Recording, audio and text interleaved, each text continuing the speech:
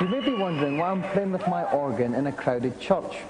Well, this is Gamesmaster, television's only video game magazine show, coming to you from the only church in the country where Harry Seacombe is too fat to fit through the door.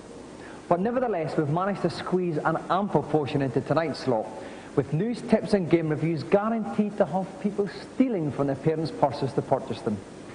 But we'll begin tonight with our initial game-playing challenge, and to detail it, I hand you over to the celestial godfather, the Gamesmaster. Hello. How kind of you to join me once again. I have to admit to being rather pleased with the 3 little challenges I've managed to concoct for you this week. To tee us off, we take to the fairways and putting greens of top players' golf. If you wish to complete my challenge successfully, you will need to play the first 3 holes of the country club course in level par. Best of luck. And attempting to keep his balls out of the bunker and in the holes in our first challenge is Mark Budawano.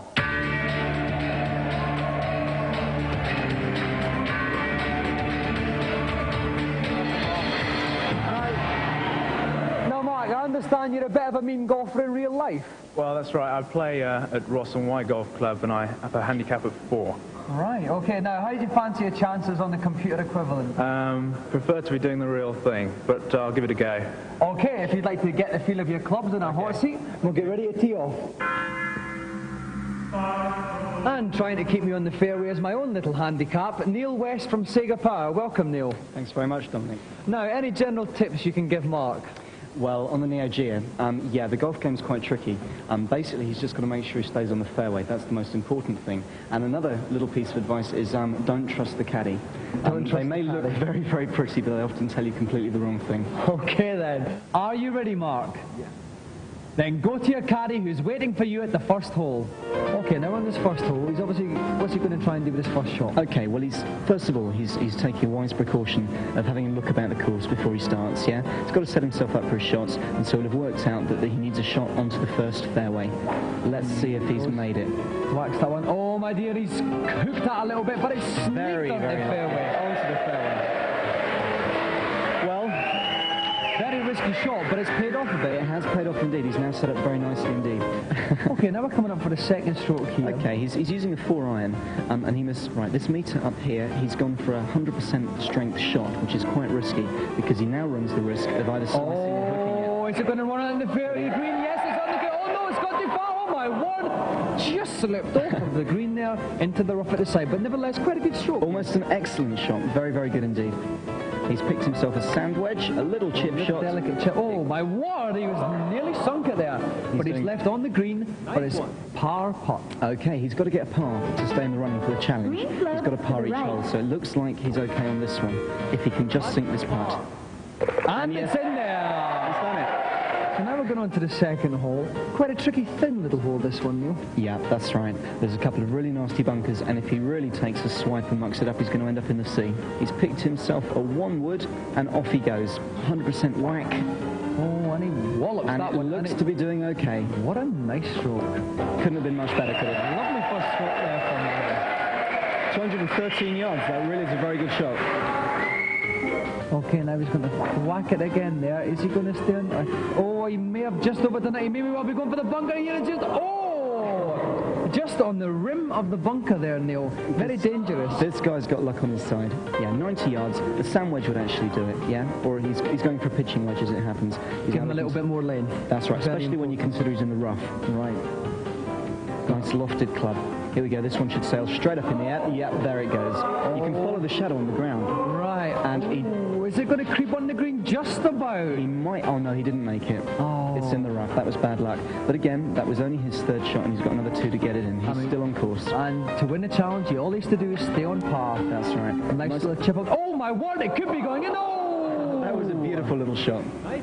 And he should be set up here for the par, Neil. He should. If he misses this, he'll never forgive himself. Green slope, uphill to the right. Okay, look at the slope in the bottom left-hand corner. Right. You can see that the green's sloping from bottom left to top right. So a bit more power required. Bit more power. Oh no, and he's missed it. Too much. Oh my word. And now he's left himself a dreadful shot to try and get back. This is a very tough shot. Just a little bit too much power in this putter. Yeah. Beginning to feel the pressure, I think. So we really must. But he did it. Right. Okay. Now it leaves it very interesting because he must have a birdie on this final hole, Neil. So he's really got to get on the green with this opening shot. He certainly has. And he's giving it a whack. Come on, he could be... Oh no, it's falling a bit short. Oh no, he's going to go in the bunker. Now this is his last stroke, Neil. Basically, he's going to need a miracle from this position. He certainly is. It looks as if the only thing he'll come away with is a dinner date tonight. Okay. Oh, good. Oh no. Oh my word, it's got the ones. Oh no. So that means that Mark has gone over par and his challenge has sadly ended in abject failure. Bad luck, Mark. You started off very well, parred the first hole, but then it seemed to be when you got into the green your trouble started. The nearer you got to the hole, the more nervous you got. I really couldn't judge the pace of the greens at all, and I've just messed up.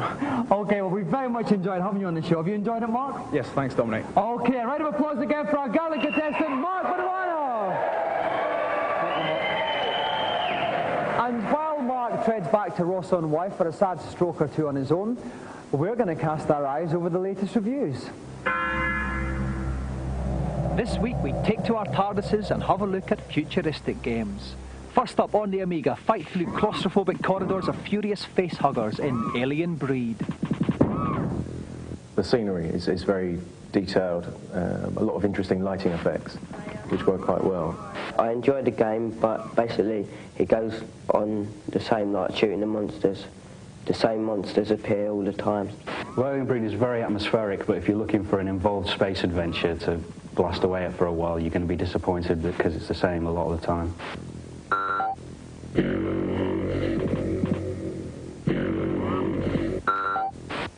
Get ready! Next up, Forget Fair Play as the sport of the future comes to the Mega Drive in Speedball 2. It's basically like football with no rules, and the fact that you can beat the shit out of each other does make it far more entertaining than a straight football game. I think we can buy and transfer players is a really good idea, so you can build your team up. I'd definitely recommend it. If you've got a Mega Drive and you've seen the Amiga version and interested in it, then you'll still find it a wholesome game that you can really get stuck into, even if there are a few presentation quirks that don't make it quite as good. Play!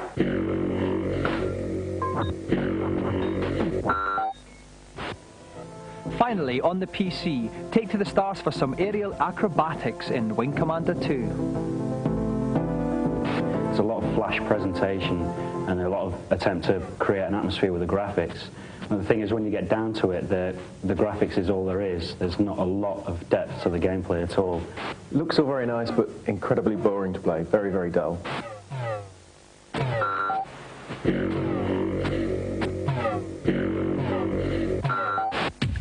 And now for this week's feature. With a cornucopia of new consoles either having just been released or about to hit the scene, console buyers face greater choice than ever before. Over the next few weeks, we'll be finding out whether these machines are the ultimate in gaming fulfillment or simply all mouth and no trousers. Today, Paul Lakin, editor of GameZone magazine, casts his peepers at the Neo Geo. Most consoles claim to have arcade style, arcade quality graphics and sound. With the Neo Geo, you've actually got an arcade machine. If you possess your own Neo Geo, you can go and play the game in the arcade, save your game position on a credit card, take it home and continue playing at home. Quite why you'd want to do that, I don't know. The machine itself is very impressive. It's got the capability to put over 4,000 colours on screen at one time, and its 24-bit processor is the most powerful available at the moment. If you're feeling rich and you're feeling like the most powerful machine available, then the Neo Geo is the one to have, but it is a lot of money.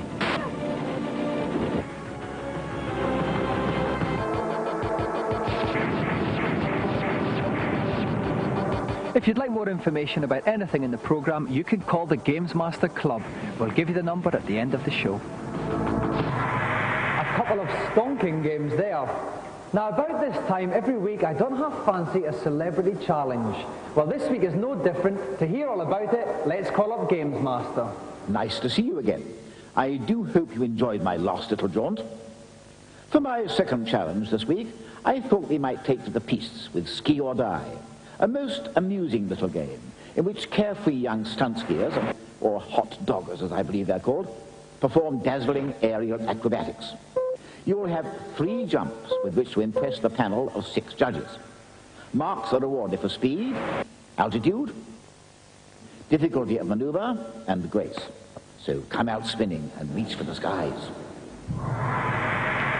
Well, our next two competitors are particularly suited to this game.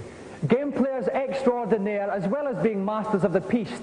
They're also two of the nation's most favourite DJs. From Capital Radio, please flap your hands fervently for Pat Sharp and Mick Brown.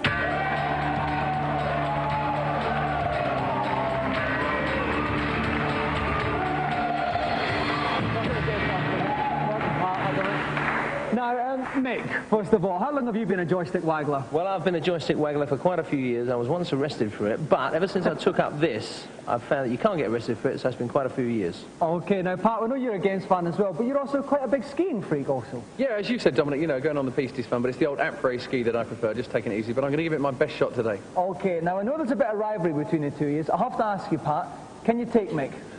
I'll have to ask my wife first. Okay. To find out who wins the celebrity battle of the joystick tuggers, join us after these messages.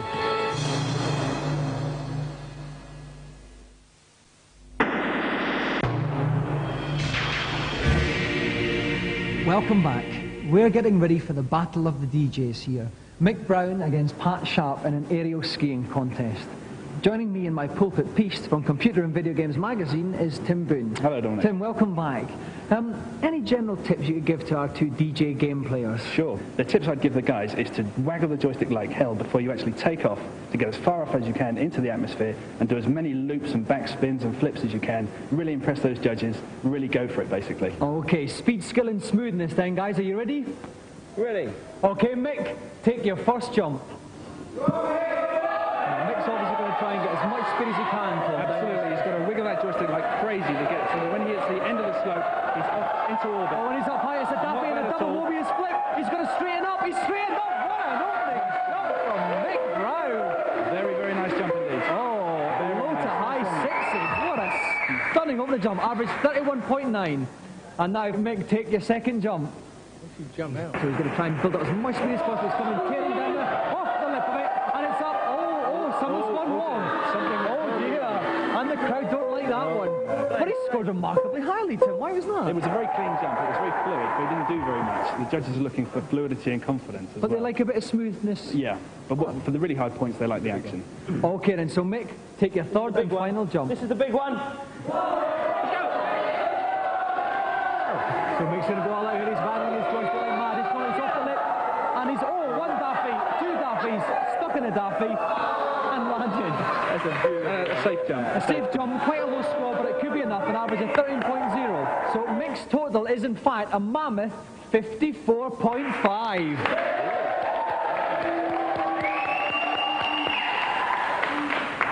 Well, Tim, Pat's going to have his work cut out to match that. How would you advise him to take each of his jumps? I think that he should put some points straight down by doing a straightforward jump on the first jump. And if that's successful, really go for it. I'm talking about a triple loop, possibly. Okay, let's see if Pat takes your advice. Pat, when you're ready, take your first jump. And there goes Pat down the slope. He's getting as much speed as he can. He's up the top. He's done one up. He's done one. This could be a big one.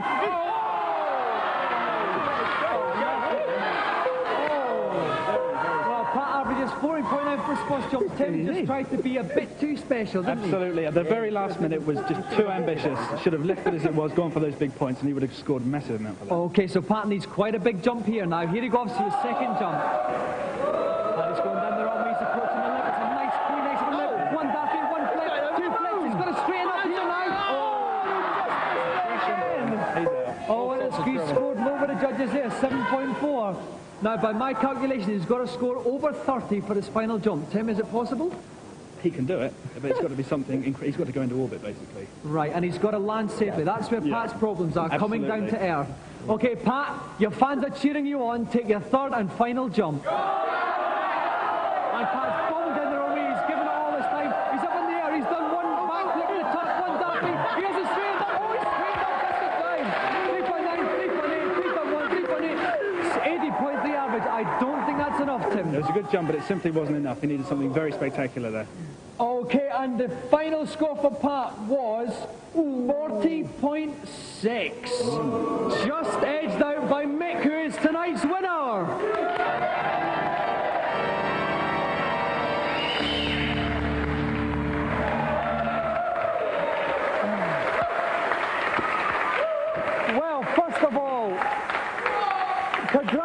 Congratulations, Mick. Incredibly smooth jump in there. How did you manage to trounce Pat so thoroughly? Well, it was all down to training. You know, I was out at Hampstead Heath the other night, and it all kind of worked well. You know, it was a bit cold, and it was great. It just paid off training.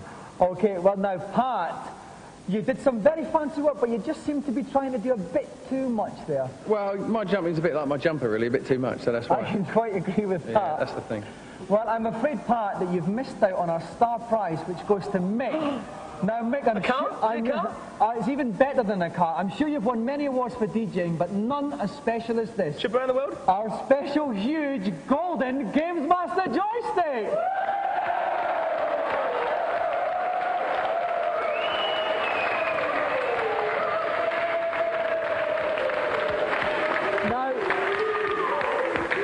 Now, Mick, you can take that home, and I'm sure you could do a lot of damage with something like that. I'm sure it could do a lot of damage to someone, yeah. So I shall gladly accept this on behalf of Capital FM, because I think, well, actually what we'll do, Pat, we'll put this in the Capital Foyer in London so everyone can come up and have a gaggle at my joystick. Okay, great. Another round of applause for Pat Sharp and Mick Brown.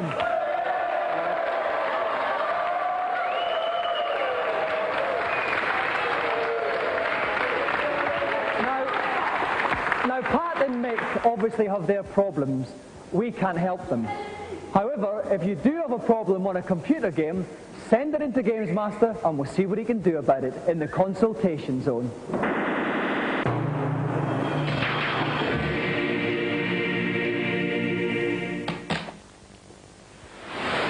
Hello, Gamesmaster. Welcome to my kingdom. I am delighted to see you. And what have you got to ask me? I've been playing Zelda for months, but I can't find the Guardian on level 7. Can you tell me where it is, please? Zelda does indeed require a modicum of common sense. To locate the particular Guardian you're after, go to the top right-hand corner room, kill hands, and then push the block over to the right. A secret passage will appear, and if you go down it, you will find the Guardian. Thanks a lot.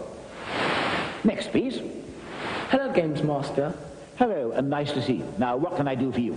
I keep getting killed at the end of the Dust Planet in Forgotten Worlds. How can I destroy the Dust Dragon? Foolish boy.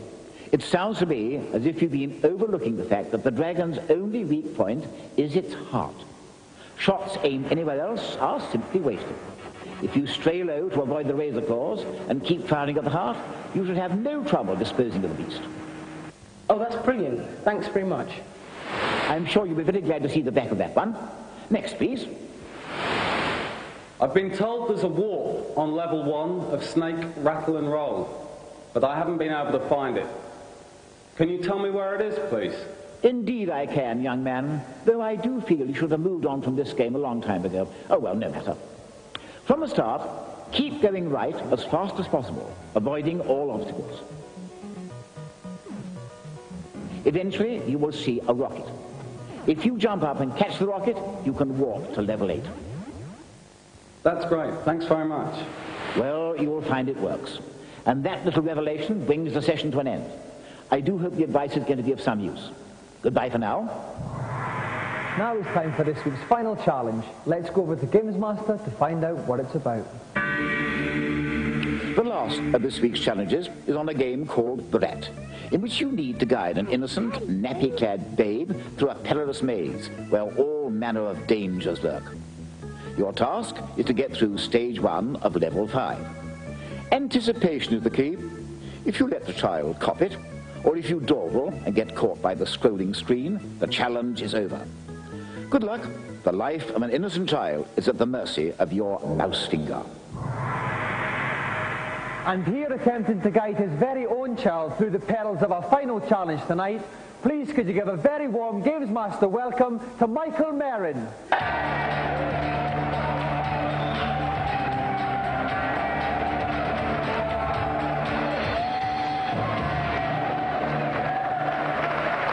Welcome to Gamesmaster, Michael. Nice to be here. Now, I think this is an incredibly tough game. Are you confident about it? Just slightly, not very much though. Right, have you been practicing a lot though? For a few days. Okay. If you'd like to go and have a little sit down in our pine hot seat there and we'll get ready to start the game. Sure. Joining me again as co-commentator is the lovely Tom Watson from Renegade. Welcome back, Tom. Evening, Dominic. Tom, what should Michael's general tactics be on Brat?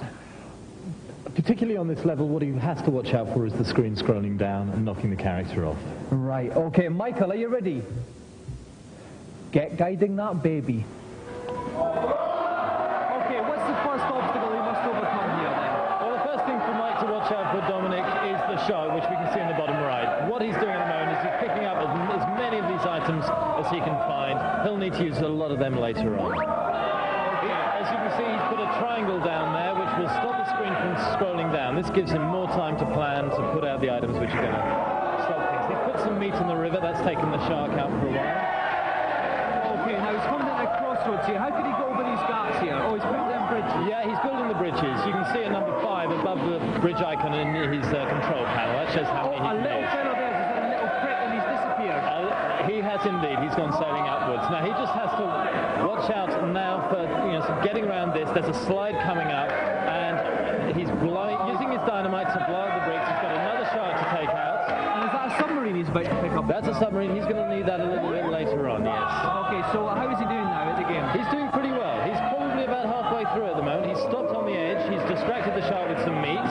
Now he's given an instruction to the character to go on further. Right, what's this in the bottom here? Oh, that's gone as well.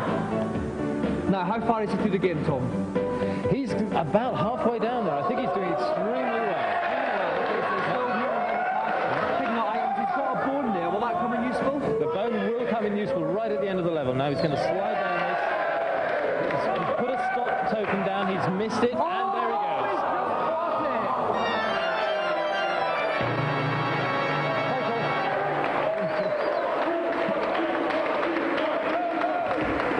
Commiserations, Michael. Talk us through. You were going very well, but then what went wrong? Well, put a stop sign down in the wrong place where I wanted to stop, and the dog obviously came after me where I should have had a bone, so I kept going instead of stopping. Right, well, you had the bone but didn't quite get a stop sign in place. Yeah. Well, have you enjoyed yourself anyway, Michael? Yes, it's been great fun, yeah. Well, we've certainly enjoyed looking at you. Thank you very much again, Michael Merryn.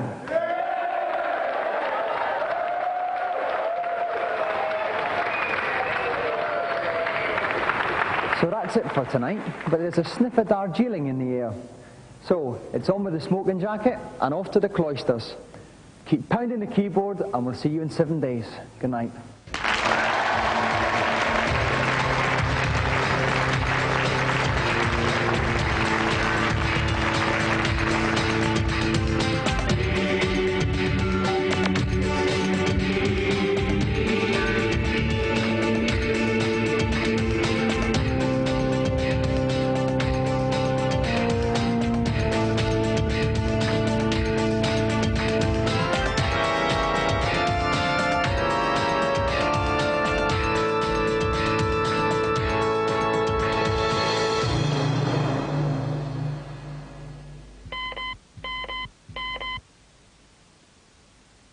Now for those details about the Gamesmaster Club.